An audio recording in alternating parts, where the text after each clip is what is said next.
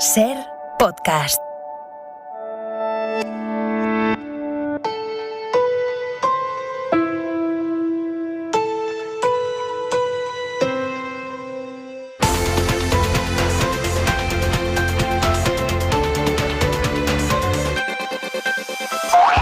¿Qué tal? Muy buenas noches.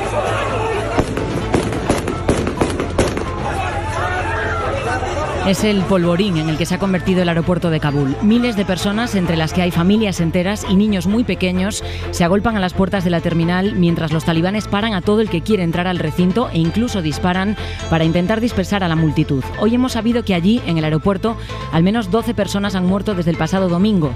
Las fuerzas de seguridad de Occidente, desplegadas en Afganistán, están creando corredores de seguridad para intentar sacar del país a los afganos que tienen los papeles en regla y que se encuentran en las listas de evacuación. Y digo intentan porque ahora mismo el edificio es prácticamente inalcanzable.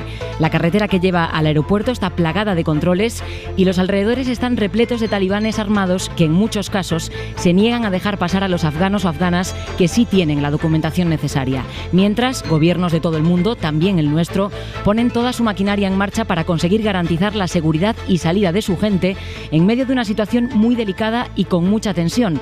Ahora mismo alrededor del aeropuerto de Kabul, más allá de la alambrada que lo protege, se juntan los nervios, los sueños y la desesperación bajo la atenta mirada de los fusiles y el radicalismo islámico. En la mesa del análisis de hoy, la periodista Carmen Remírez de Ganuza. Muy buenas noches. ¿Qué tal? Muy buenas noches, ¿cómo estás? Xavier Vidal-Folk, periodista del País. Buenas noches. Hola, buenas noches. Y Daniel Bernabé, ¿cómo estás? ¿Qué tal, Aida? Buenas noches. Antes de ampliar todo, vamos a ir un momento al Océano Atlántico porque se confirman los peores presagios con esa patera de la que les hemos hablado esta tarde. Salvamento Marítimo ya da por muertos a esta hora a los 37 desaparecidos de una embarcación que intentaba llegar a la isla de Gran Canaria. En total son 39 fallecidos. Es tremendo. Nicolás Castellano, buenas noches. ¿Qué tal? Buenas noches, Aida. Sí, se confirman los peores pronósticos. Esa mujer de origen subsahariano, la única superviviente, ha relatado a los rescatadores que iban en la embarcación 40 personas. Solo se han podido recuperar 2 cuerpos. Se trata de una mujer y un hombre de menos de 20 años y fuentes oficiales y fuentes de emergencia dan por muertas a las otras 37 personas. Se acumulan las tragedias en la ruta atlántica, la más mortífera del mundo. Ahora mismo más de 2.200 víctimas en lo que vamos de 2021, más del doble de las que se producen en el mar Mediterráneo. Félix Bolaños, ministro de la Presidencia, Relaciones con las Cortes y Memoria Democrática. Muy buenas noches. Buenas noches. Esta tarde se ha producido una reunión entre ministerios para coordinar el operativo de evacuación en Afganistán. Lo primero, ¿nos puede confirmar si son en torno a 800 las personas que hay en las listas? ¿Y esa lista puede aumentar o ya está cerrada? Pues mire, efectivamente esta mañana hemos tenido la primera reunión de la comisión entre ministros que ha presidido el presidente del gobierno. Hemos estado hablando del operativo y de todas las distintas cuestiones que nos preocupan y que estamos intentando poner en marcha para garantizar la evacuación tanto de los españoles como de los colaboradores afganos allí, tanto de la Unión Europea como de nuestro país. Y hemos estado trabajando pues para intentar que en los plazos más breves podamos conseguir que la gente sea evacuada allí y en una situación en la que todos los países, la comunidad internacional, estamos muy preocupados y estamos en vilo. El número es un número que no le puedo confirmar, lamentablemente, porque la situación en Kabul, en los alrededores del aeropuerto, es una situación muy compleja. Ustedes lo han explicado muy bien hace unos minutos. Una situación desesperante y angustiosa para miles de personas y de familias. Y por tanto, pues nosotros queremos evacuar a cuantas más personas mejor. Queremos evacuar a todos los colaboradores con España, con el dispositivo y con el contingente español que han trabajado allí durante años, y también el contingente europeo de la Unión Europea.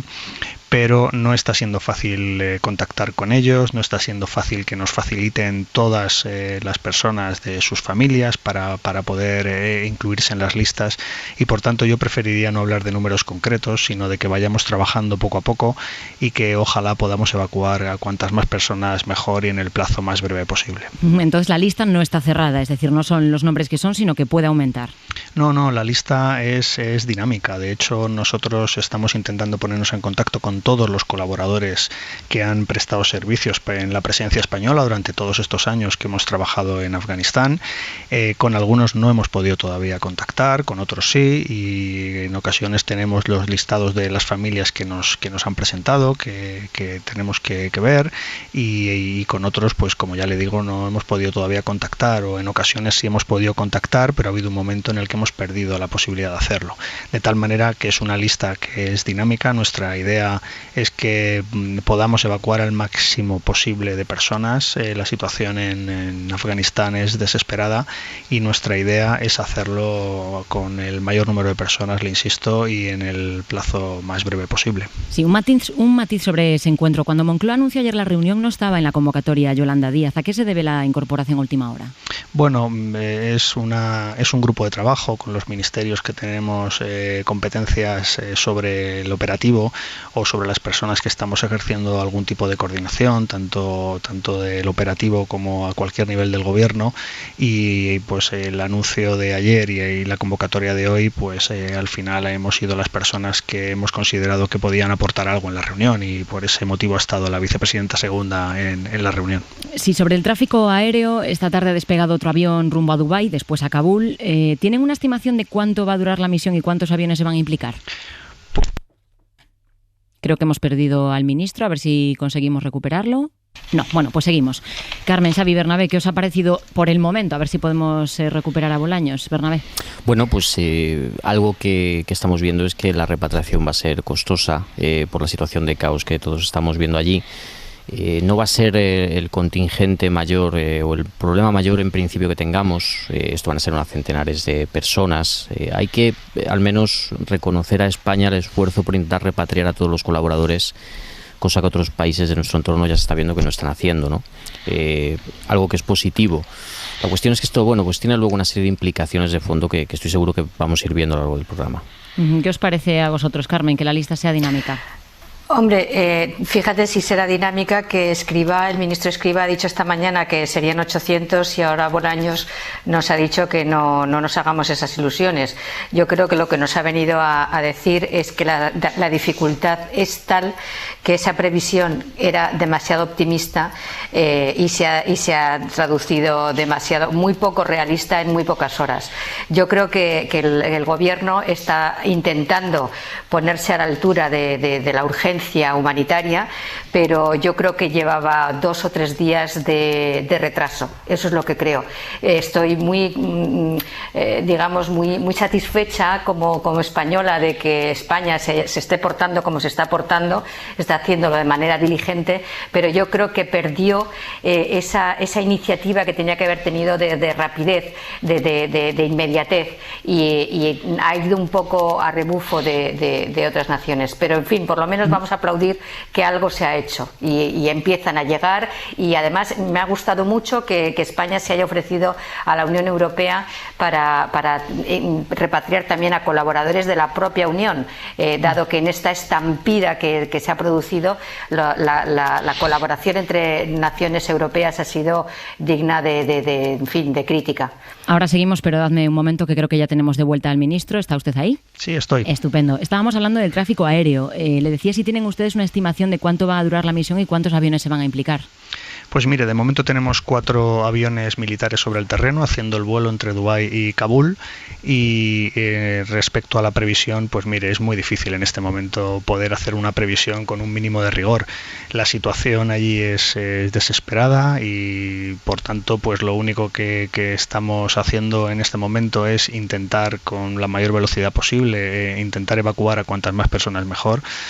España es un país que siempre ha sido solidario, un país sensible y un país que siempre ha estado al lado del que sufre, y lo está demostrando también esta crisis humanitaria, y no podemos decir cuánto tiempo durará. Esperemos que el mínimo posible, pero es cierto que la situación es tan complicada y tan compleja en este momento en Afganistán que no es previsible que se resuelva en unos pocos días. ¿Qué nos puede decir de la seguridad de nuestra gente en el aeropuerto? ¿Está garantizada? ¿Cómo se está haciendo eso?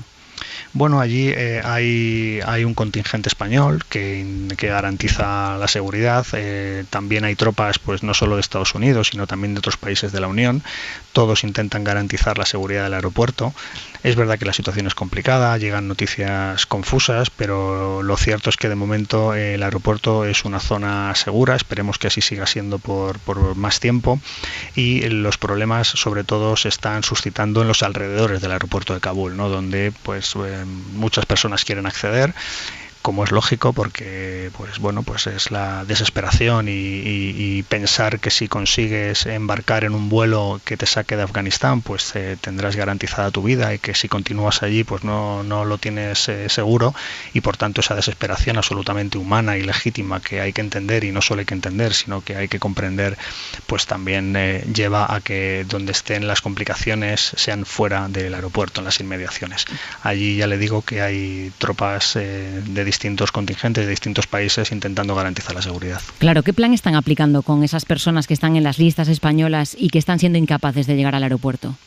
Bueno, es un problema que es común de todos los países y todos los vuelos que se están fletando por los distintos países de la Unión.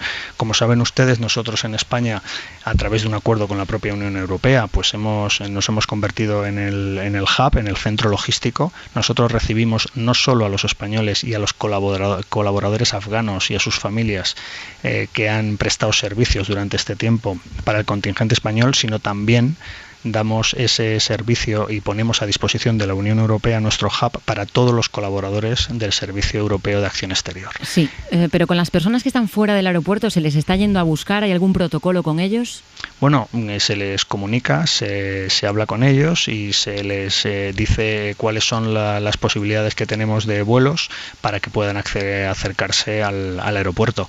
Pero el protocolo que tenemos es el protocolo de todas las dificultades, porque claro, la capital, Kabul, está controlada por los talibanes, y nosotros, digo nosotros, me refiero a la comunidad internacional, donde tenemos nuestros efectivos es en los alrededores y en el perímetro del aeropuerto, pero no a lo largo de la ciudad.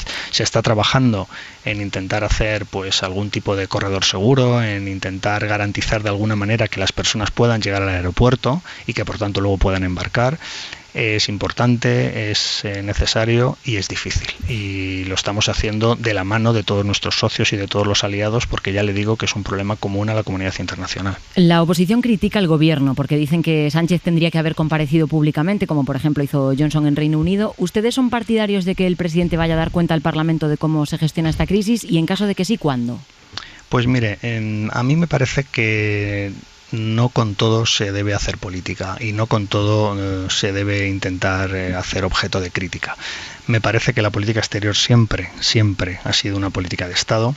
Esto es una crisis humanitaria que tiene al mundo en vilo y que pretendemos evacuar a cuantas más personas mejor. Todo lo que está haciendo España es de la mano de sus socios europeos. De hecho, le contaba hace unos instantes que el hub español recibe también a todos los evacuados de la Unión Europea, y por tanto a mí se me hace difícil que aquí haya ni la más mínima diferencia entre el gobierno y la oposición. Por eso me resulta muy extraño que la oposición aquí pueda criticar. Bien es cierto que cuando en ocasiones hacen, pues lo único que podemos hacer es pedir sentido de Estado.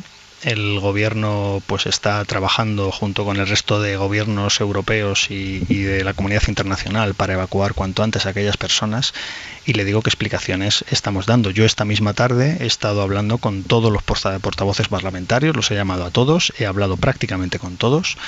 Hace unos días el ministro de Asuntos Exteriores habló con los portavoces de Exteriores de todos los grupos parlamentarios. Estamos intentando mantener informada a la oposición de cuál es el operativo, de qué es lo que hemos hecho, de qué es lo que queremos hacer, de cuál es la situación y cuál es el trabajo que estamos haciendo coordinadamente con la Unión Europea. Y esto es una materia humanitaria. Por tanto, creo que no se nos puede decir que no estemos dando explicaciones. Al revés, estamos explicando mucho a la oposición. Ahora lo prioritario es afrontar la crisis humanitaria. Eso es lo prioritario. Y después pues llegará el momento en el que se pueda hablar de otro tipo de actuaciones. Ministro, una cosa más, ya que lo tengo aquí que está de plena actualidad. Sobre las repatriaciones a Ceuta, ¿entraba en las previsiones del Gobierno que la justicia paralizase el proceso de devolución de menores? Bueno, todas las decisiones que adopta el gobierno están sometidas a los tribunales, ¿no? Y eso es un Estado de Derecho. Todo lo que hemos hecho en cuanto a la situación de los menores en Ceuta es intentar, siempre en beneficio del menor, tratar de restablecer su vida familiar, su vida social. Y por tanto las decisiones que se han tomado de manera siempre en cooperación entre la Administración General del Estado y también el Gobierno de Ceuta han sido medidas encaminadas a restablecer y a beneficiar a los menores. Por supuesto que los tribunales pueden tomar decisiones, de hecho en este momento hay una suspensión cautelar de las repatriaciones. Pronto habrá otras resoluciones judiciales. El gobierno está absolutamente convencido que lo que ha hecho es conforme a derecho. Se ha aplicado un acuerdo internacional con Marruecos, se han tomado diversas garantías y se han adoptado todo tipo de cautelas. Bueno, la ministra de Derechos Sociales no dice lo mismo, ¿no? Bueno, pero yo me remito a lo que hemos hecho en el gobierno y a lo que hemos hecho los órganos competentes en este momento, ¿no? Tanto desde el gobierno de Ceuta, sobre todo, que son los que tienen la responsabilidad y la competencia en la tutela de los menores, como lo que se ha hecho desde Interior, es intentar aplicar un acuerdo internacional en el año 2007 y con Marruecos, un acuerdo que está precisamente pensado para este tipo de supuestos y con todas las garantías. Lo que queremos es lo mejor para los menores, y lo mejor para los menores entendemos que es restablecer su vida familiar y social cuanto antes. No obstante, por supuesto que estamos a la espera de lo que los tribunales digan. Nosotros estamos en esos procedimientos judiciales defendiendo las actuaciones que ha adoptado el gobierno y por supuesto que lo que digan los tribunales lo acataremos, claro, no puede ser de otra manera. Félix Bolaños, ministro de la Presidencia, muchas gracias por atendernos, que sabemos que son días complicados. Muy buenas noches. Gracias a ustedes, buenas noches. Bueno, os pido una primera valoración, Xavi, que antes te deje atrás. ¿Qué te parece? A mí me parece que efectivamente la operación, lo ha dicho Carmen antes muy bien, se está haciendo digna y eficazmente, que esto es lo importante, y sobre todo esto tiene un valor especial porque se hacen unas circunstancias que son dramáticas y que pueden derivar en catastróficas, ¿no? Las circunstancias son dramáticas porque el país líder de la intervención militar en Afganistán, Estados Unidos, ha demostrado una política errática y verdaderamente poco comprensible, ¿no? Es decir, ha sido una rendición por fases y anunciada, ¿no? Entonces, claro, ante unas circunstancias de este tipo en la que, digamos, cuando uno se rinde, que es lo que hizo el señor Trump el 29 de febrero de 2020 en Doha, es decir, el señor Trump, sus delegados en la conferencia, digamos, de paz con los talibanes, después de haber permitido y de haber, en fin, permitido excluir al gobierno legal afgano de las conversaciones. Es decir, cuando dice que uno se retira al cabo de 14 meses, que bueno, a partir de los 14 meses y que finalmente se han convertido en el mes de agosto, ¿no? El mes de agosto de este año, ¿no? A todo lo largo del mes de año. Pues claro, si una parte está en armas y uno se retira y las únicas condiciones que pone es que no ataquen al propio ejército y a los propios intereses de Estados Unidos, digamos, es verdaderamente no solo humillante, digamos, el pacto que hace el señor Trump con los talibanes y que ejecuta sin muchas variaciones su sucesor, deja en muy mal papel a los aliados. Es decir, dejan muy mal papel a los aliados y dejan en muy mala situación a los propios en fin, activistas liberales y a las mujeres fundamentalmente, que se enfrentan ante una situación de la que vienen intentando escapar desde hace muchos años y que se les había prometido que podrían escapar. Enseguida vamos a eso. De todas formas, Sí, os quería preguntar en general cómo estáis viendo al gobierno en esta crisis, porque parece que ha reaccionado a las críticas de la oposición, que hablaban de un gobierno desaparecido. El presidente Sánchez aún no lo hemos oído, pero sí empieza el despliegue de ministros. Efectivamente. Sí, pero está funcionando, ¿no? El operativo. Eso es a mí lo que me interesa mucho. La verdad es que la oposición en estos casos, estaría muy bien que se eligiese entre dos cosas. Es decir, o bien Sánchez dimite, que es lo que viene diciendo más o menos una semana sí y otra no, o bien Sánchez comparece. Es decir, las dos cosas al mismo tiempo no puede ser. Es decir, o compareces ante el Parlamento o dimites, pero comparecer y dimitir al mismo tiempo no puede ser. A mí me parece más inteligente que se pidan comparecencias y que se pidan explicaciones, porque la eficacia de la acción y la urgencia de la acción, digamos, no excluye que pueda haber y que deba haber, en casos tan graves como este, que debe haber una comparecencia pública del presidente, o digamos, o por lo menos del gobierno ante la sede de la soberanía nacional. Yo lo que pasa es que creo que la comparecencia... Pero el operativo está funcionando. Eso, digamos también relativiza un poco la cuestión, ¿no? Sí, sin duda. Yo creo que la comparecencia que se producirá, estamos discutiendo sobre los tiempos, sobre otro tipo de cuestiones...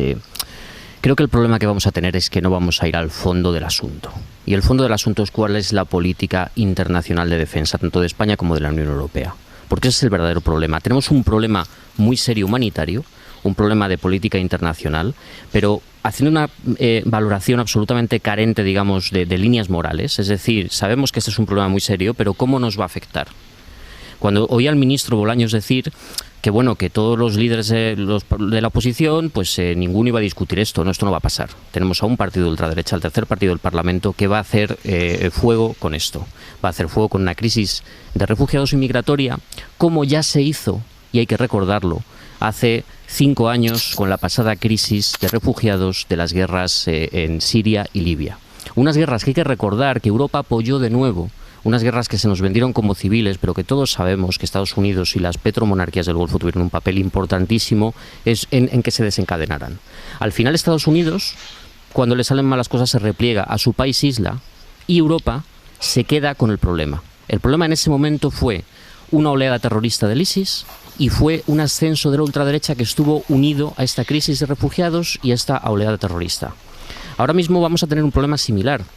Un problema similar en el sentido de que no creo que tengamos la capacidad, quiero decir, la tienen los países de ir recogiendo a diferentes refugiados, pero al final no podemos permanecer impasibles ante el hecho de que Europa tiene que tener una política de defensa internacional propia.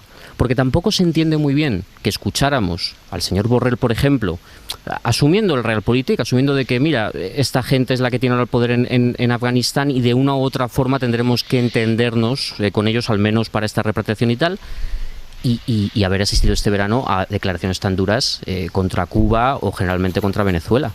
Es decir, no se entiende que se hayan reconocido gobiernos en Latinoamérica, que se sigan los dictados del Departamento de Estado y que después veamos cómo nuestro teórico principal aliado estadounidense, cuando tiene que replegarse, se repliega y no cuenta con nadie. Y tal y como dijo Biden, que dijo algo que todos sabíamos, dijo que ellos no habían ido ya a crear ninguna democracia, que iban a proteger sus intereses. Esos intereses hay que recordar que detrás de cada refugiado, que detrás de cada burka y detrás de cada pena de muerte que se dice en Afganistán, hubo un Stinger en los 80 y hubo una operación Ciclón. Y eso es una cuestión que, aunque hayan pasado 40 años, igual que tenemos que también mirar a países del entorno, como Pakistán, que entrenó y armó a los talibanes, lo que no podemos es hacer como que nada de esto ha ocurrido. Europa debe aprender o debe desarrollar una política de defensa y de relaciones internacionales propia si no quiere al final acabar arrastrando problemas que ella misma no ha creado. Carmen. Yo creo que si nos ponemos a analizar la responsabilidad de Estados Unidos y de la Unión Europea, vamos a llegar a muchos consensos, porque efectivamente Estados Unidos ha hecho una retirada vergonzante y la Unión Europea ha quedado en evidencia porque no ha pintado absolutamente nada, después de haber dejado miles de millones de inversión y también muchísimas vidas en ello. Pero yo creo que lo que nos compete sobre todo a nosotros es hablar de España. Y yo no creo que esto se pueda comparar a la crisis con Siria. Nosotros tenemos mucho más que ver con Afganistán que con Siria. Nosotros nos hemos dejado 103 vidas en una guerra que empezó siendo una intervención con Aznar tipo Bush, pues contra unos terroristas, era una operación internacional contra el terrorismo internacional, digamos, pero que con Zapatero se amplió a lo que luego Obama instituyó como una operación de Estado para exportar la democracia a un país islamista y retrasado. Desde el momento Zapatero, cuando, no sé si recordáis, Bono, el ministro de Defensa, dijo que, aprobó que se aprobara, llevar al Parlamento cada aumento de contingente de fuerzas militares españolas tenía que ser aprobadas por el Parlamento. Recordad que, claro, Aznar lo hizo contra los deseos contra el consenso de la oposición y de muy buena parte de la opinión pública española. Eso lo quiso corregir Zapatero al mismo tiempo que se involucraba doblemente en Afganistán para compensar su retirada de Irak. ¿Qué pasó? Pues que el Parlamento español ha estado absolutamente implicado en una guerra que tenía un relato absolutamente comprensible, porque había que liberar a las mujeres afganas, había que educar a un pueblo que estaba sometido, etcétera, etcétera. Pero ¿qué ha pasado? Que conforme se iba perdiendo la guerra, España actúa con una actitud tan vergonzante o más que nuestros países del entorno. Recordad que hace bien poco se hizo hace nada, 2 meses o algo así, un acto muy restringido de carácter militar al que asistió el rey, pero que el gobierno no quiso dar ninguna entidad, ninguna transparencia, y que fue el acto en el que regresaba el último de los contingentes. Aquello fue una retirada vergonzante que ni siquiera se debatió en el Parlamento, y por supuesto que hay que debatir en el Parlamento esta cuestión. No tiene nada que ver con el plan de urgencia que ya he dicho que me parecía más que digno, pese a que es tardío, porque ha tardado 2 o 3 días de absoluta descoordinación del Ejecutivo. Pero eso no tiene nada que ver, la cuestión humanitaria, con la cuestión política, y la cuestión de la política internacional, la política exterior española nos compete, y le compete al gobierno y le compete a la oposición, y esa es una cuestión que debería debatirse en el Parlamento, y a mí me parece que el gobierno ha estado muy desaparecido. Bueno, vamos a avanzar. El ministro Bolaños nos ha dado muchas claves sobre la evacuación de afganos a nuestro país, pero ¿qué opinan las ONGs que se van a hacer cargo de ellos y de su acogida? Estrella Galán, secretaria general de CEAR, Comisión Española de Ayuda al Refugiado. Buenas noches. Hola, buenas noches. ¿Cómo está ahora mismo nuestro sistema de acogida aquí en España? Bueno, en estos momentos el sistema de acogida español está algo más desahogado que en otras ocasiones, teniendo en cuenta que la pandemia ha generado un cierre de fronteras que ha impedido de alguna manera la llegada de un flujo normalizado de personas para solicitar protección internacional. En estos momentos el sistema de acogida en nuestro país tiene en torno a 9.000 plazas y más o menos el porcentaje de capacidad estará de ocupación en torno a un 70%. De hecho, esta mañana el propio ministro de Inclusión hablaba de la disponibilidad de unas 3.000 plazas disponibles que sinceramente creemos que podrían incrementarse si hubiese voluntad para ello, por supuesto. Lo que sí está algo más saturado es el sistema de asilo, ¿no? La gestión burocrática para dar protección a las personas que lo piden. Sí, como bien sabéis, el proceso de asilo tiene 2 patas en las competencias que otorga el Estado. Una la lleva el propio Ministerio del Interior, que es quien estudia y analiza y concede el estatuto, ¿no?, de protección internacional, y luego está el Ministerio de Inclusión, que facilita todo el proceso de acogida e integración de las personas refugiadas. Y en ese sentido sí que en estos momentos hay un número importante de solicitudes de asilo pendientes de ser resueltas, pero que entendemos no tiene por qué influir en absoluto en el proceso que se lleve a cabo con las personas que puedan llegar de esta operación, de esta operación de acogida de personas afganas, que además yo creo que hay que poner en valor un dato importante de España, y es que tiene una tasa de reconocimiento habitual a las personas afganas bastante alto. España otorga a protección internacional, asilo, por así decirlo, al 95% de las personas que lo solicitan, frente a la media de la Unión Europea, que está en torno al 50-53%. Pensamos y consideramos que España debe seguir en esa tendencia de ese alto reconocimiento de asilo, porque es grave la situación que viven estas personas y que ya vivían, y que algunos países de la Unión Europea consideraban Afganistán un país seguro y por eso no les otorgaban asilo y protección, mientras España afortunadamente ha tenido esa mirada siempre de considerar a los refugiados afganos como tal, ¿no? Personas que necesitaban protección, y esperamos que así sigan haciéndolo. ¿Por qué es la tasa más alta, la de reconocimiento aquí, que en otros países? Bueno, posiblemente tiene que ver con contextualizando, ¿no?, en los datos, porque realmente los datos, las personas afganas que llegan a nuestro país no son tantas como en otros países de la Unión Europea, que hay un mayor flujo de personas de esta nacionalidad.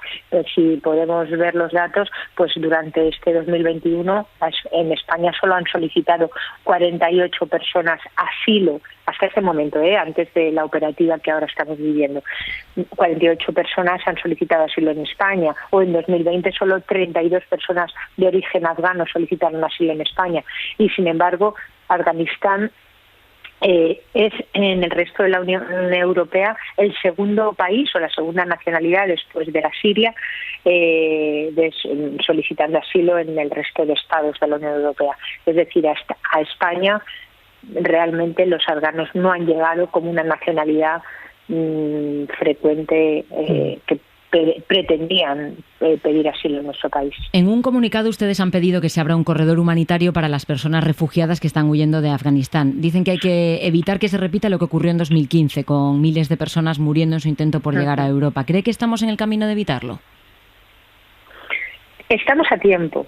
Otra cosa es que haya voluntad para ello. Nosotros confiamos en que pueda haber voluntad, en que aprendamos. Desde luego hay algunas declaraciones ya desde algunos portavoces de la Comisión Europea que nos han preocupado, diciendo que lo que hay que hacer es apoyar para que las personas afganas se queden en su país en las mejores condiciones. No hay ninguna alternativa para que se queden en buenas condiciones dentro del contexto de Afganistán, teniendo en cuenta el terrible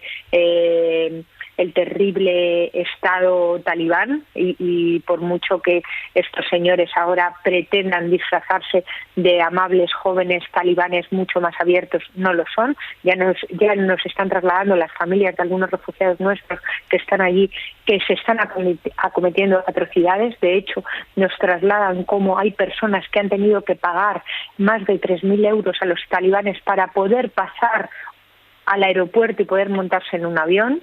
O sea que ya se está incluso haciendo negocio de qué personas van a poder acceder o no a la salida del país, y en ese sentido no vemos alternativa para que las personas se puedan quedar allí. Nos preocupa enormemente la situación de la población civil. Esta operativa que se está llevando ahora a cabo y de la cual felicitamos a la iniciativa del gobierno español de haber tomado, haber sido diligentes y haber podido traer a las primeras personas, pero nos preocupa mucho la población civil en general que se queda allí, que no han estado vinculados y que son altamente vulnerables, las mujeres, los niños, activistas, personas que se han significado de algún u otro modo, o sencillamente mujeres universitarias que han estado tratando de formarse y de llevar una vida normalizada sin más. Son en estos momentos objeto claro y de los talibanes. Por tanto, hay que poner en marcha corredores humanitarios. España puede promoverlos frente al resto de estados de la Unión Europea y hay que facilitar la llegada y acogida de estas personas que huyen de Afganistán para que puedan llegar a país seguro. Estamos en una situación de colapso humanitario gravísimo que requiere medidas urgentes para la población civil y, como decía antes, especialmente para algunos grupos vulnerables que se encuentran en alto riesgo. Pues aquí queda su denuncia. Estrella Galán, secretaria general de CEAR, Comisión Española de Ayuda al Refugiado. Muchas gracias por acompañarnos y muy buenas noches. Hora 25. Aida Bao. Bueno, teníamos la tertulia a punto de volver a abrirla. Acabamos de hablar con Estrella Galán, que es secretaria general de CEAR, la Comisión Española de Ayuda al Refugiado, y nos ha contado varias cosas, entre ellas que se está cobrando hasta 3.000 euros para entrar en el aeropuerto de Kabul a algunas personas que intentan acceder a la terminal. Bernabé. No, tiene que ser una situación, sin duda alguna, trágica para la gente que quiere salir de un país, ya no por motivos económicos, políticos, que es lo que solemos ver habitualmente, sino para salvar la vida, literalmente, ¿no? Ya había, estaba leyendo en diferentes artículos, que ya había movimientos de desplazados internos en Afganistán a lo largo de todo este año, porque el avance talibán fue, bueno, pues al principio pequeño, pero iban probando, digamos, a ver qué resistencia podían tener, y esto entiendo que los habitantes del país ya lo iban entendiendo, ¿no? El otro día, por ejemplo, escuchaba al señor Abascal, siempre audaz de palabra y pobre de datos, decir que los primeros países que tenían que recoger refugiados eran los de su entorno, ¿no? Claro, es que hay más ya de 2 millones de refugiados de los últimos tiempos, quiero decir, no hay refugiados históricos en Irán y en Pakistán, lo cual significa que es que Afganistán es un país que se está vaciando a marchas agigantadas, en el sentido, claro, de que durante estos 20 años los avances en la creación de un Estado firme, de un gobierno, ya no vamos a hablar ni siquiera de un gobierno democrático, al menos lo suficientemente estable para garantizar una serie de mínimos de orden básicos, no se ha llevado a cabo, pero algunos cambios que sí influyeron en el país, claro, imaginemos todas las mujeres que han ido a la universidad durante estos años, sobre todo en zonas urbanas, no tanto rurales, donde los cambios han sido mucho menores. Razón, por otro lado, para que en algunas zonas tampoco se vea con especial antipatía a los talibanes, porque, bueno, básicamente la población no tenía mayor beneficio en su vida con la anterior administración. Pero en aquellas zonas urbanas donde sí ha habido un cierto cambio en estas últimas décadas, claro, estas mujeres ahora qué van a hacer, ¿no? Se leían las crónicas de los pocos periodistas que quedan allí, hablando de doctoras que han sido expulsadas de los hospitales, de periodistas, de tal. Es decir, que más allá de esta campaña de imagen comunicativa pobre y torpe que los talibanes han empleado, lo cierto, claro, es que va a ser un desastre mayúsculo para lo que es las expectativas y la propia supervivencia de muchas de esas personas. Carmen. Hay un dirigente talibán al que acaban de entrevistar, no sé en qué televisión lo he visto, hablaba en inglés, parecía como muy civilizado, muy educado, y se refería a esa promesa que hicieron los talibanes en la rueda de prensa recién tomada a Kabul sobre el destino de las mujeres. Decía que podrían estudiar. Bueno, pues hoy lo que decía era que esa decisión se iba a someter a un consejo de eruditos. O sea, que hay que ponerse ya en lo peor. Yo creo que no hay alternativa, ninguna alternativa al refugio de los poquísimos afganos que por la impericia de los occidentales van a poder salir. No hay ninguna otra alternativa. Creo que hay que ser generosos. Creo que la Unión Europea se tiene que coordinar y suplir la vergonzante retirada de Afganistán con una acogida coordinada y pactada. Creo que España tiene que llevar la iniciativa. Por supuesto, no hacerlo por libre, no hacer como Gran Bretaña, que después del Brexit ahora se ha lanzado a ofrecer 20.000, un sitio para 20.000 refugiados, pero sí que tiene que llevar la iniciativa en Europa, en la medida de lo posible, para acoger a los afganos, porque es toda la población la que está amenazada.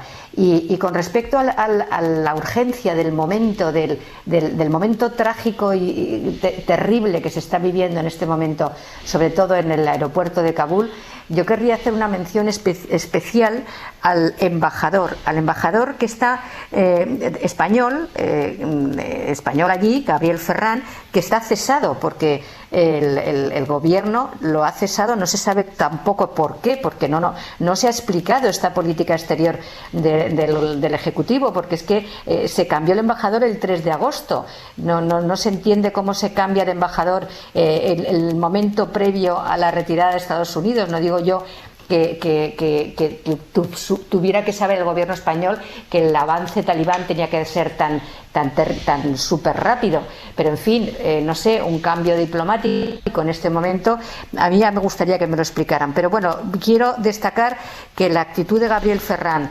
quedándose allí in situ hasta como el último hombre, como el último capitán a bordo de un barco, me parece también muy elogioso, y es el tipo de figuras que hay que destacar. Xavi. Yo creo que efectivamente Europa ya está diciendo eso que reclama Carmen, ¿no? El alto representante para la política exterior, el español Josep Borrell, ha dicho hoy justamente que ha recordado que existe, digamos, no solo existe una voluntad política, sino que existe también el instrumento jurídico. Hay una directiva de 2001 que se redactó para el caso de los Balcanes, de acogida temporal e inmediata, digamos, con gran generosidad de acelerar, digamos, todos los procedimientos de asilo, temporal e inmediata, para que se pueda aplicar a este caso, y es lo que ha propugnado el alto representante. Creo además, digamos, que efectivamente el papel de Europa puede ser y debe ser ese papel sobre todo humanitario, porque digamos el otro papel ha quedado ya en desuso, el de la intervención más directa o de la colaboración a la intervención más directa, y en cambio sí que convendría ejercer toda la presión diplomática para que los países más cercanos, que han dicho que pues Asia por los asiáticos, por ejemplo, que es el caso de China, la vecina China, pero también es el caso de Rusia, aunque no sea estrictamente Asia y sí tenga una parte en el continente asiático de su territorio, pues que esos países, digamos, asuman aquellas responsabilidades que han dicho que querían asumir siempre, ¿no? Es decir, ayudarles y condicionar todo tipo de, digamos, de apertura o todo tipo de eventual apoyo a que haya efecto. Van a explotar, lo que van a hacer es explotar sus yacimientos y hacer negocio con ellos, pero no les van a condicionar. China es una dictadura, claro. Rusia también. Bueno, sí, China es una dictadura, pero digamos está ahí, ¿no? Entonces, pues eso, puedes hacer dos cosas delante Occidente ha cedido Afganistán a esas dos superpotencias que son. Sí, yo ya dije el otro día y he dicho hoy también que había sido un fracaso estrepitoso de todos los occidentales y encabezados por Estados Unidos, pero eso no quiere decir que no se puedan hacer otras cosas. Se puede hacer una labor humanitaria importante, se puede hacer presión diplomática, se pueden hacer muchas cosas, se pueden hacer. Y los españoles, respecto al tema de la acogida, yo creo que hay una disposición solidaria y un entrenamiento en estas cuestiones por parte de la Administración General del Estado, y luego que se han empezado a ofrecer, y me parece que es un poco indicativo, distintas instituciones de distintos niveles de gobernanza, ¿no? Por ejemplo, las comunidades autónomas de Murcia, de Cataluña, del País Vasco, de Extremadura, la ciudad de Barcelona. La verdad es que, hablando de incomparecencias, la única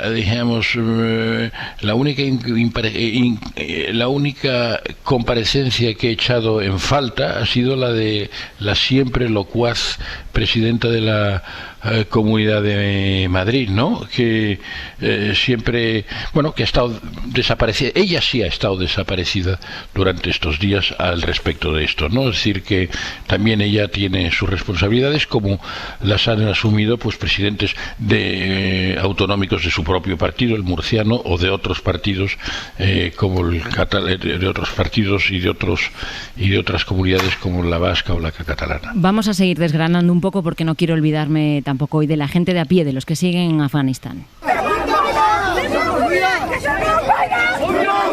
Cientos de personas han salido este jueves a la calle en distintas ciudades del país para protestar contra los talibanes y reivindicar su bandera tricolor frente a las de los milicianos.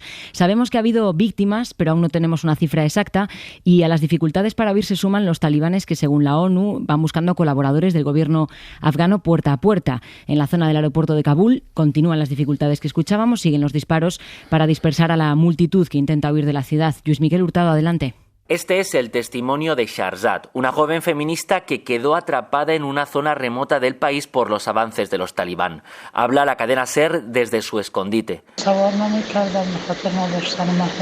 Nos explica que acaba de llegar a esta ciudad de provincias porque donde se encontraba la estaban buscando. Explica que un grupo de talibán se presentó en su domicilio temporal preguntando por ella e instándole a entregarse bajo promesas de no dañarla. Shahrzad huyó antes de que la encontraran. No me las creo estas promesas. 2 mujeres más a las que encontraron en su domicilio han desaparecido, nos asegura. Su denuncia llega el mismo día en que se ha filtrado un informe que obra en manos de la ONU que alerta de que los talibán están buscando a los activistas puerta por puerta. Tienen sus nombres en listas negras.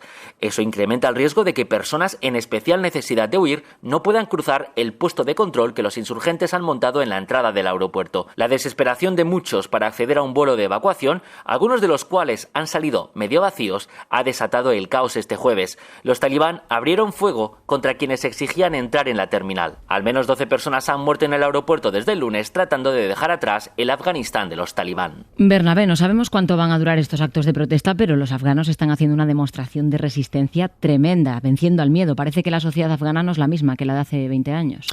No. De hecho, bueno, pues esto puede ser producto de lo que estábamos hablando, de que algunos cambios se obraron en el sentido, sobre todo, de una cierta conciencia cívica nacional al margen del proyecto talibán. Lo que pasa es que hay que tener en cuenta que son acciones evidentemente arriesgadísimas y de hecho fundamentalmente si se han producido, a pesar de contar con una represión, no ha sido un baño de sangre, ha sido fundamentalmente porque los talibán saben que el mundo les está observando y saben que para el desarrollo de su proyecto político, su proyecto de construcción de un Estado, porque da igual que sean unos fanáticos religiosos o unos iluminados, a la hora de la verdad hay que construir un Estado. Y hay que construir un Estado con una administración, con una defensa, con unas relaciones internacionales para la explotación de las tierras raras, valiosas en Afganistán, y bueno, para la serie de cuestiones de la vida cotidiana, desde la seguridad hasta las infraestructuras, ¿no? Para todo esto, los talibán necesitan tiempo. Y entonces es muy probable que veamos unos primeros meses de su dictadura, unos primeros meses donde la represión esté bajo un control, ¿no? Es verdad que en Afganistán las cámaras no llegan a todos los sitios, evidentemente, que esté bajo un cierto control hasta que, digamos, consigan una cierta estabilización, para que incluso se llegue no a un reconocimiento de la comunidad internacional, que no se va a producir, pero sí, digamos, un reconocimiento de su poder y, por tanto, como la autoridad indiscutible para negociar los asuntos que sean menester. Y aquí es donde yo creo que, como bien decía Xavi, la Europa debería jugar un papel que implique, digamos, también a los países de la zona, porque lo que no puede ser es que al final... al final el único resultado posible en nuestro mundo vaya a ser el resultado de las armas. Es decir, el derecho internacional antes importaba para muchas cosas. Si un país al que se le somete un embargo, como bien decía, y ponía el ejemplo de Cuba, con intención, sufre mucho. Afganistán, ese embargo no se le va a imponer por la cuestión de que va a haber una serie de intereses, ¿no? Pero sí se le puede presionar de diferentes maneras para que esos ojos sean permanentes y al menos la represión no sea tan fuerte como se podía temer. Es Es decir, que la propia necesidad de imagen de los talibanes para llevar a cabo el desarrollo que quieran llevar a cabo les haga el no aplicar una represión tan dura.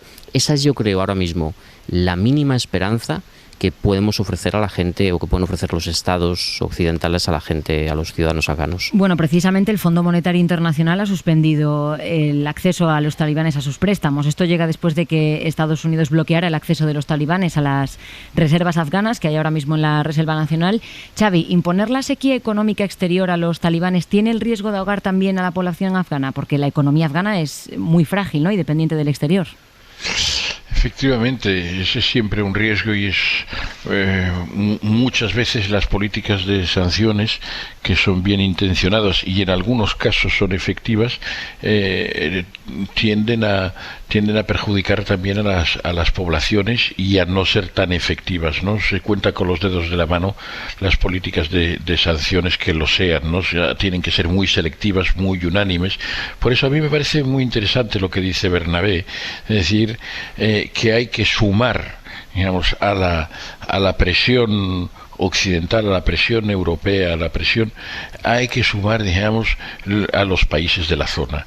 No importa que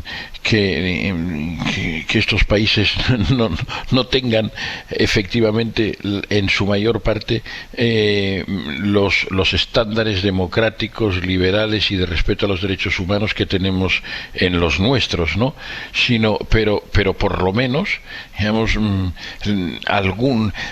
alguna actuación hay que exigirles para que tienen algunas relaciones importantes. En el caso de China han hecho negociaciones durante estos últimos meses, han realizado negociaciones con los talibanes de forma bastante profunda.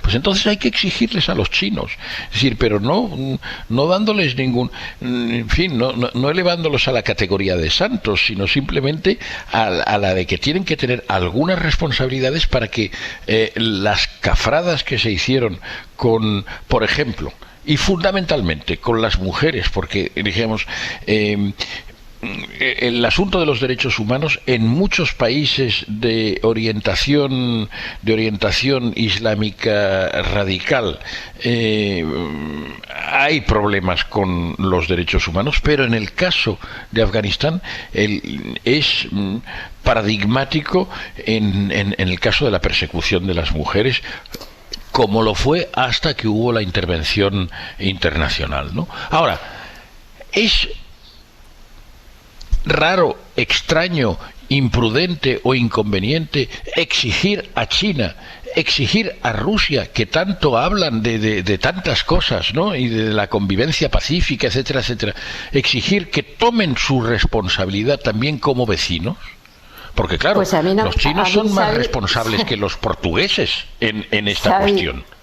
Entonces, creo que esa es una labor muy típica de los europeos, ¿no? De buscar, digamos, unas ciertas alianzas de mínimos, buscar una aproximación multilateral, buscar hacer de necesidad virtud, en definitiva. Lo que pasa es que yo retiraré la palabra exigencia, porque creo que no estamos ahora para exigir a nadie. O sea, sé que no era seguramente de intención aplicarle ese matiz, pero creo que en este momento la Unión Europea está indisolublemente unida a las decisiones que ha tomado Washington en los últimos 20 años en el país. Entonces eso es un problema que nos lastra como actor independiente, que es lo que quería yo decir antes. Al final el problema es que si nosotros ahora mismo como Unión Europea pretendemos que Rusia y China se impliquen, China se implicará porque tiene unas necesidades con los uigures y evidentemente ellos lo que van a intentar es que Afganistán no les cree más problemas en la zona de población islámica que tienen.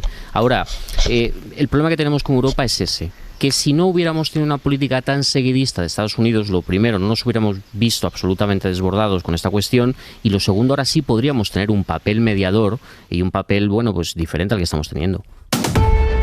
Hora 25. Cadena SER. Sobre la pandemia, la evolución de la quinta ola nos deja hoy 121 fallecidos, son 23 menos que ayer y que antes de ayer, cuando se alcanzó el pico de muertos más alto desde mayo. La incidencia acumulada también baja hoy hasta los 360 casos por cada 100.000 habitantes y sigue avanzando el proceso de vacunación. El 64% de la población tiene ya la pauta completa, esto es más de 30 millones de personas. Y aunque las cifras nos indican el retroceso de la quinta ola, hay todavía muchas preguntas en el aire. Está aún sin resolver el debate de la tercera dosis, una cuestión que puede ser fundamental para los más vulnerables. Por ejemplo, para las personas inmunodeprimidas, que son el grupo más golpeado en esta quinta ola. Eva Martínez Cáceres, vicepresidenta de la Sociedad Española de Inmunología. Buenas noches. Buenas noches. Buenas noches. Ustedes, los sanitarios, ya saben que el sistema inmunitario puede quedar debilitado no solo por la edad, también en personas con cáncer o que hayan tenido un trasplante o que se vean afectadas por enfermedades autoinmunes. ¿Es normal que estas personas con el sistema inmunitario más débil sean las que más estén sufriendo esta quinta ola? ¿Por qué ocurre esto? Bueno, pues está ocurriendo esto precisamente. En las otras olas también pasaba, ¿eh? Lo que pasa es que pensábamos que quizás con las vacunaciones se podría evitar, pero igual como las personas son más susceptibles a sufrir el COVID, también su sistema inmunitario, al estar más debilitado, pues tienen una peor respuesta a la vacuna. Entonces ello hace que sean más susceptibles a tener COVID a pesar de que puedan estar vacunados. ¿Y a qué atribuyen que en esta quinta ola esté afectando más que en las otras? Bueno, pues porque ahora mismo hay mucha población, como habéis dicho, que ya está vacunada con pauta completa. Entonces, estas personas ya sabemos que las vacunas prácticamente en el 90 y tantos % de los casos va a proteger de una enfermedad severa o muy grave. Entonces, estas personas que son inmunocompetentes pueden pasar ahora la enfermedad, incluso con la variante Delta, pero de una forma más leve o más asintomática. Mientras que las personas inmunodeprimidas, aunque hayan sido vacunadas, pueden tener una enfermedad un poquito más grave, y esto es lo que vemos. Sí, ¿se nota una diferencia en la eficacia de las vacunas en las personas inmunodeprimidas respecto al resto de grupos? ¿Funcionan menos en ellos? Sí, se están empezando a hacer estudios. No se han hecho muchos, pero sí que se ha visto, por ejemplo, en pacientes trasplantados que a lo mejor a la vacuna responden un 50%. Cuando le añadimos una tercera dosis, que es lo que ahora se está discutiendo, este porcentaje aumenta. Pero yo creo, y lo decimos desde la Sociedad Española de Inmunología, que es importante que estos grupos de pacientes inmunodeprimidos, aunque estén vacunados con las 2 dosis, se mire su producción de anticuerpos, de inmunidad celular, para asegurarnos que han hecho una buena respuesta vacunal. Un porcentaje alto de ellos lo harán y serán equiparables al resto de la población, pero a lo mejor otros pacientes no hacen una buena respuesta vacunal. Entonces a estos pacientes pues se les tiene que mirar de pautas como mucho más intensas, como por ejemplo pues hacer lo que ahora se llama, pautas más vigorosas, pues una tercera vacuna y a lo mejor en el futuro una cuarta, o incluso lo que se está hablando de inmunidad híbrida, vacunar con una vacuna diferente. Todo esto, pero en determinada población, no se puede generalizar. Sí, esos pacientes inmunodeprimidos, ¿cómo tienen que hacer ese proceso? ¿Van al médico y les explican su situación y entonces les hace la medición de anticuerpos? ¿Cómo tienen que hacer? Sí, claro. Bueno, sus médicos ya lo verán. Los médicos cuando les pautan o cuando ellos se han vacunado, pues cuando van a la visita, lo que se puede hacer es mirar la respuesta humoral, pero no solo la respuesta humoral, porque tenemos que acordarnos que a lo mejor algunos pacientes no hacen anticuerpos, pero sí que están protegidos porque tienen inmunidad celular. Entonces todo esto lo tiene que ir valorando cada paciente con el médico y ver si ha hecho una buena respuesta. También depende del tipo de tratamiento que lleva, de la edad, de la enfermedad que hace que tenga un tratamiento inmunosupresor o no. O sea, hay muchos factores. Entonces, claro, así a nivel general no se puede decir, pero cada paciente con su médico sí que lo puede valorar y el médico puede valorar, pues mira, yo creo que a ti te voy a hacer las pruebas de anticuerpos, la inmunidad celular, vamos a ver si eres candidato a una tercera vacuna, etcétera. ¿Usted cree que esto puede influir en el debate sobre la tercera dosis? Porque Estados Unidos, por ejemplo, ya lo ha autorizado para inmunodeprimidos. Sí, a ver, es que claro, esto depende un poco de la manera de actuar en cada sitio, ¿no? En Estados Unidos dicen todos los pacientes tercera dosis, a lo mejor en otros pacientes esto no se puede, en otros países, esto no se puede hacer. Entonces, pues es importante saber realmente cuáles son los pacientes que se van a beneficiar de una tercera dosis y no poner, vamos, esto desde un punto de vista como facultativo, como inmunólogo, no, ¿sabes? Hablamos un poco como lo que un paciente necesita. Sí. No todos van a necesitar la tercera dosis. Ahora, si no se puede hacer las pruebas para ver cuáles son candidatos o no, pues bueno, que se ponga tercera dosis a todos, siempre que el país lo pueda pagar, que haya suficientes vacunas. Pero claro, es importante que se pueda, ya que existen estas pruebas, que se puedan hacer y que se pueda seleccionar qué pacientes van a poder ser beneficiados con esta tercera dosis. Sí. España está... Esto es lo que nosotros pensamos. Sí, España está entre... Le decía que España está entre los países que más rápido están vacunando, pero a la vez desde finales de junio llevamos más de 1.800 muertos.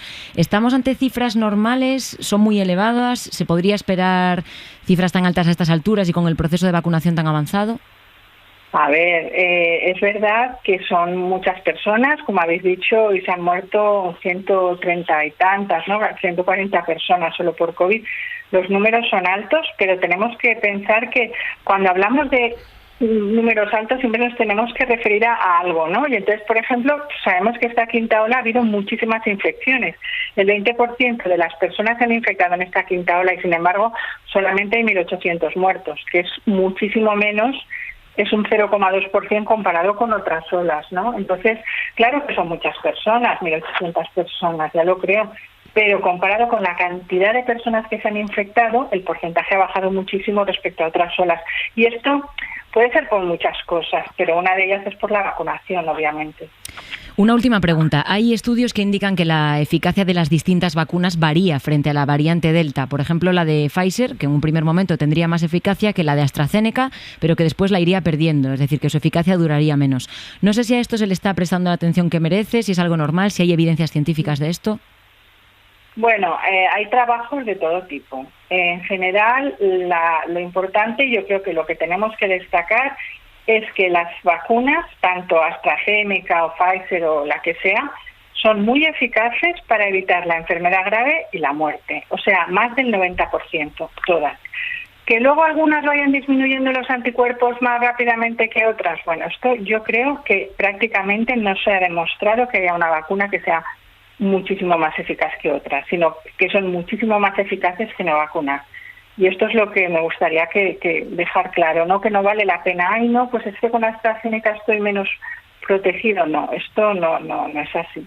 Yo creo que no existen trabajos lo suficientemente contundentes para decir que una vacuna es mucho mejor que otra, porque a lo mejor a los 3 meses se ve una diferencia, pero a los 4 meses son equiparables. Pues Eva Martínez Cáceres, muchas gracias por acompañarnos. Buenas noches. Muchas gracias a ustedes. Buenas noches. Empieza a abrirse el debate sobre la tercera vacuna a partir de los inmunodeprimidos, que por otro lado es por donde se abrió en Estados Unidos. Carmen. Sí, a mí lo que me parece muy interesante es que se ponga sobre la mesa la posibilidad de extender las pruebas de anticuerpos como medida previa a una tercera vacuna. A mí la tercera vacuna me genera problemas de tipo moral.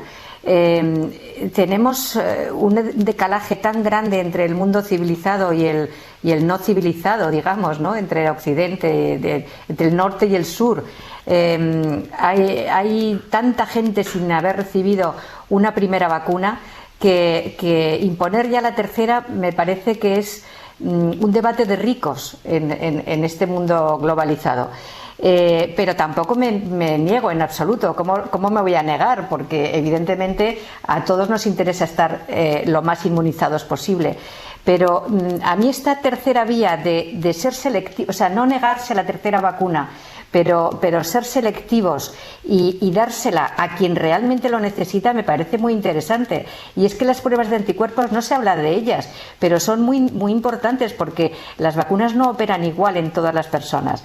La misma vacuna puede generar muchos anticuerpos en una persona y pocos en otra. Y entonces un inmunodeprimido puede tener muchos anticuerpos y no necesitar una tercera vacuna. Y sin embargo, otros sí. O sea que realmente lo que nos ha dicho esta doctora, me parece relevante. Sí, no, yo con esto brevemente, o sea, si con las cifras de contagio que hemos tenido, si no tuviéramos el porcentaje de vacunados que tendremos, estaríamos confinados y con los hospitales saturados. Esto no se nos puede olvidar.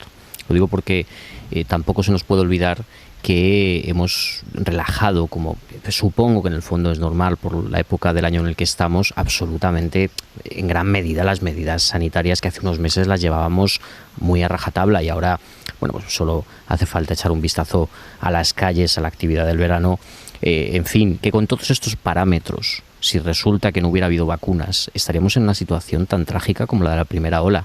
Es decir, otra cosa es que estemos entrando ya por el afortunado número de personas con la pauta completa en ese porcentaje de la población donde, como bien explicaba la entrevistada, pues vamos a tener que ir viendo ya y seleccionando exactamente cuáles son de nuevo los primeros, en el caso de aplicar una tercera vacuna, las personas que le van a hacer más falta. O cómo nos estamos comportando como población vacunada exactamente pues con esta serie de olas que son de mayores contagios pero que tienen efectos mucho menos perniciosos que las anteriores. Xavi. He perdido lo que decía ahora Bernabé. Estábamos hablando sobre la tercera dosis. ¿A ti qué te parece? Porque en Estados Unidos sobre la tercera, ya dicen que yo sí. creo que efectivamente ha de ser para casos muy concretos, muy individualizados, porque no puede ser que estemos yendo rápidamente hacia el 70% de nuestras sociedades occidentales desarrolladas con la segunda dosis impartida, y que la mayor parte de los países en desarrollo o no desarrollados estén por el 1%, etcétera, etcétera.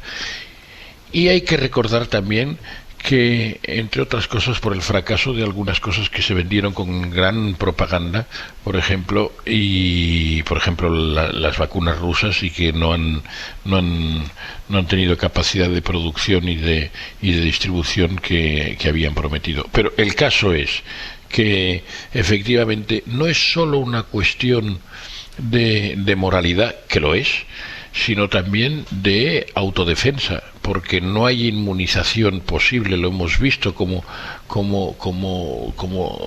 el virus se transporta, no conoce fronteras, ¿no? Es decir, la seguridad total solo será efectiva cuando todos estemos asegurados contra esta pandemia, ¿no? Bueno, pues venga, vamos a hablar de la luz, que nos afecta al bolsillo, ¿eh? Si pensaban que los picos históricos en el precio de la luz de la semana pasada iban a ser los últimos, ya les digo que no, que mañana volvemos a tener un nuevo récord, el segundo máximo histórico. El megavatio hora va a costar 117 euros. Y esto el mismo día que sabemos que en junio, en plena escalada del precio de la luz, el sector eléctrico facturó un 43% más que el año anterior, Isabel Villar. Sí, según el INE, la facturación de las empresas españolas ha subido en general un 22% respecto a junio del año pasado. Pero si miramos por sectores, vemos que el que más tira es el del suministro de energía eléctrica, agua, saneamiento y gestión de residuos. La facturación de ese sector ha crecido un 43% respecto al mismo mes del año pasado. Un dato que, como decías, conocemos en plena escalada del precio de la luz, que sí marcará este viernes su segundo mayor registro histórico. Esos 117,14 euros el megavatio hora suponen un 250% más que el precio que marcó el mismo viernes del año pasado. En lo que va de semana, la luz acumula una subida de un 32%. Hoy viene al pelo esa frase que suele correr por las redes sociales de dos noticias se entienden mejor juntas. Carmen, ¿a ti qué te parece estos beneficios de las eléctricas en plena escalada de la luz? Bueno, pues lógicos, como ha aumentado el precio del gas, la facturación es mayor, pero yo esto ya lo he dicho varias veces, o sea, no solamente están ganando dinero las eléctricas a costa del consumidor, también están ganando los estados, porque a mayor precio del gas, estamos hablando de los estados europeos, pues mayor derechos sobre la emisión de CO2, con lo cual las facturas se ponen suponen en 2.300 millones en un año. Ingresos extraordinarios que la Comisión Europea está advirtiendo a los Estados que puede renunciar de alguna manera, pueden renunciar en favor de los consumidores. O sea que sí, que las eléctricas están ganando una barbaridad, por supuesto, pero que los Estados tienen que hallar fórmulas para quitar impuestos y o por lo menos revertir con colchones de ayuda a los consumidores, pues también. Pero hemos visto, Carmen, el efecto que ha tenido el quitar el IVA momentáneamente, es decir, ninguno. La respuesta no puede ser quitar impuestos. Es que el IVA es muy pequeño. El IVA en comparación con los ingresos del CO2, por ejemplo, es una barbaridad. Pero mira, fíjate que permíteme ser mal pensado por un momento, porque yo hay cosas que ya no entiendo aquí. Una de ellas es, por ejemplo, el vaciado de las presas que hemos estado viendo en estas últimas semanas. Eso es muy anecdótico en comparación con el gas. Estamos consumiendo gas. No es una lo cuestión, del agua es anecdótico, es un 15%. Sí, y el gas será parecido. No es una cuestión de porcentajes. Que el gas es lo que más estamos gastando. No es una cuestión de porcentajes. Porque no tenemos mix, que no tenemos. Sí, en verano sí lo tenemos. El gas, el gas en principios de verano, al menos mitad de verano, era un 20% lo que componía el mix. O sea, no es ni mucho menos la totalidad. Pero la cuestión no era esa.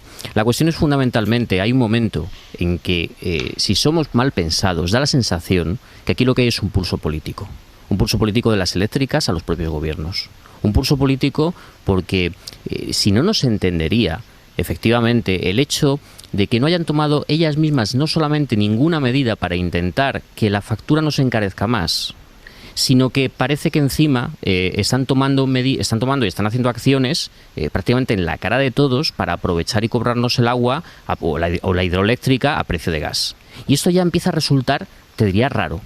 Pero que eso pasa en todos los países. Sí, pero por eso mismo. Es que el mercado marginalista funciona por igual en todas partes. Pero por eso mismo, lo que no es normal es que estas empresas se acaben comportando de esta manera.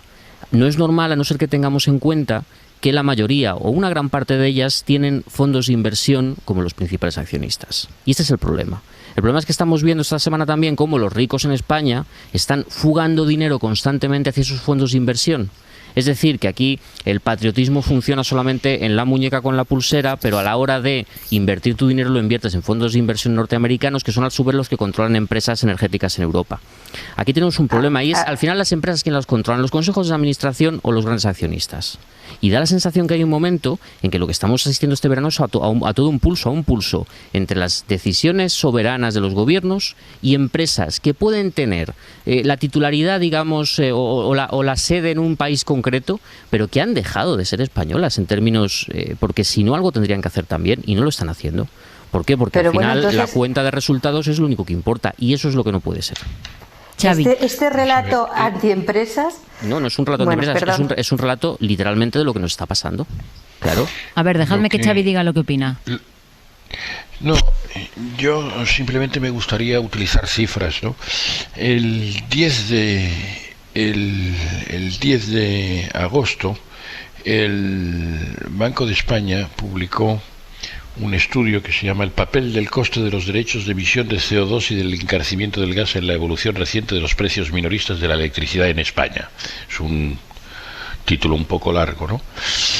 En el que se demuestra de que esto de que el encarecimiento de la luz venga por una cuestión fiscal, por una cuestión de impuestos, por los costes de los derechos de emisión, es una absoluta falacia. Porque del encarecimiento de los precios de estas últimas semanas, los costes de emisión de CO2, es decir, la compensación que se hace para luchar contra la emisión de CO2, asciende solo al 20%. La mitad del encarecimiento corresponde a la mitad del encarecimiento, estoy diciendo las cifras del Banco de España, la mitad del encarecimiento corresponde al aumento de los precios del gas por el aumento súbito de la demanda en países como China y otros, ¿no? Uh-huh. Y el resto, hasta el 100%, es por el aumento de la demanda debido a la ola de calor y por el descenso de la producción eólica en estas fechas en que, en fin, que no hay mucho viento, ¿no? Es decir, más del 70% corresponde a razones episódicas, lo cual no quiere decir que no haya que buscarle soluciones a esta cuestión, soluciones coyunturales y soluciones estructurales. Pero la falacia que están distribuyendo algunas de las compañías, diciendo que no, todo esto es una cuestión de los impuestos. No. Esto no es una cuestión de los impuestos. Este encarecimiento viene por estas razones. Y está cuantificado. Hay un estudio sobre esto que presenten otro cualquiera. Y tiene que ver estructuralmente también con el uso seguramente imprudente o indebido, digamos, de cómo se manejan las reservas hidráulicas. El gobierno ha abierto, digamos, un expediente a Iberdrola por el vaciado de una de sus presas en pocas horas, digamos, vació el 70% de una de sus presas, ¿no? Entonces, el otro día alguien reclamaba que el gobierno actúe. Bueno, ha actuado. ¿Y qué hace Iberdrola? Iberdrola ha iniciado una campaña contra la creación de una empresa pública que al final se haga cargo de la regulación hidroeléctrica, no otra, hidroeléctrica. Bueno, eso es una cuestión muy discutible, su eficacia, sobre todo su eficacia inmediata no puede ser porque, digamos, no se van a liberar los derechos que tienen las actuales compañías energéticas sobre la producción hidroeléctrica. No sé, las concesiones duran en su mayoría hasta 2030, por tanto no resuelve el problema de ahora, pero es muy curioso que una compañía que tiene a un sector público como accionista tan importante, que Iberdrola tiene un 8 y pico % de su capital en manos del sector público. Es verdad que no es un sector público español, es verdad que es el Fondo Soberano Catarí. Entonces Iberdrola, digamos, le molesta mucho que la posibilidad, que yo no digo que sea certera o no, no entro, la posibilidad de que el gobierno español cree una empresa pública energética. En cambio, no le inquieta nada tener a un fondo especulativo soberano de una autocracia como la catarí en su capital, en su propio capital. Por favor. Es decir, deberían ser un poco más prudentes algunos de sus dirigentes a la hora de realizar sus campañas. Y luego discutamos si va a ser o no va a ser eficaz la posibilidad de hacer una empresa, de crear una empresa pública también para el subsector hidroeléctrico. Yo no estoy muy convencido de que sea una gran panacea, pero tampoco le veo un problema. En fin, veo más problema en tener a los catarís controlando a una compañía energética española. Venga, que nos quedan 3 minutos, Carmen. Sí, muy rápido. Ya que hablas de cifras, 11.000 millones son los ingresos del Estado en impuestos por la tarifa eléctrica de 2021.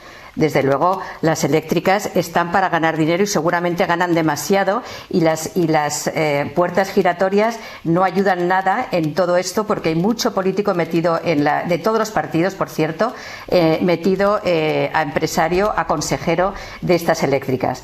Pero está muy claro que los estados tienen mucho margen para ayudar al consumidor. No solo el discurso de que las empresas eléctricas son las malas es un discurso que no es más que un relato político. Eso no nos ayuda en el problema. Has hablado del tema hidráulico. Es verdad que es importante. Hoy, por ejemplo, se ha creado una comisión y ha tenido lugar una reunión entre los alcaldes de la zona de Zamora y el secretario de Estado de Medio Ambiente, y han llegado a un acuerdo. Han llegado a un acuerdo que no es un expediente de sanción, pero si es que no se puede, si es que eso no es un expediente informativo, pero estamos muy lejos de poder sancionar porque no se puede. Perdona, porque es que no se puede modificar los caudales. Si modificas los caudales, entonces entras en un guirigay jurídico que al final lo único que haces es pagar a las eléctricas. Lo que han hecho es una cosa mucho más inteligente, que es aplicar el artículo 55.1 de la Ley de Aguas, que lo único que dice es que se modifican las condiciones de explotación. Entonces, ¿qué van a hacer? Pues seguramente pedirle a Iberdrola de la mejor manera posible en una mesa de negociación que en lugar de turbinar a principios de verano, porque ahora está alto el gas o está alto el precio. Carmen, de la que me queda un minuto y quiero escuchar a Bernabé. Pues que lo hagan más adelante, en septiembre, y entonces los alcaldes puedan tener sus recreaciones en los pantanos. Muy brevemente, por supuesto que es una cuestión política, porque la política es la que tiene que regir la sociedad en democracia. Y por supuesto que si fueran empresas que vendieran diamantes, que hicieran un poco lo que les diera la gana, pero como son empresas que venden energía, que es un sector estratégico y necesario, deberían estar de una u otra forma reguladas.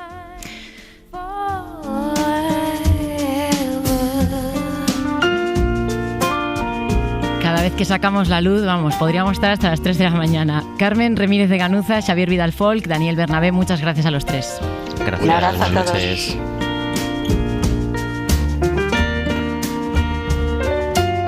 Nos vamos con Nora Jones. A ustedes, gracias por acompañarnos también en agosto. Que pasen muy buena noche. Suscríbete a Hora 25. Todos los episodios y contenidos adicionales en la app de Cadena SER y en nuestros canales de Apple Podcast, Spotify, iVoox, Google Podcast y YouTube. Escúchanos en directo en la SER de lunes a viernes a las 8 de la tarde.